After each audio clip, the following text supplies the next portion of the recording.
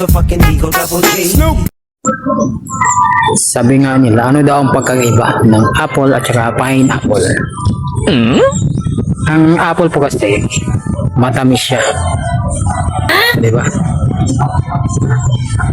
Ang pineapple, matamis na medyo maasim. O, di ba? So, para lang silang masarap, di ba? May tulad mo rin yan sa mukha, di ba? Yung apple kasi, kung tulad mo sa mukha, makinis siya, o, di ba? Ang pineapple,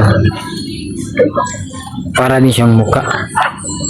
Mabutas-butas, at saka magaspang. O, di ba? Uy, laki. Oh, laki na to. Naglibot-libot. Si Blacks. Isang aso na yun. Nasaan yun? Oo, ito yung makulit talaga yun eh. Yes, The motherfucking Eagle Double G.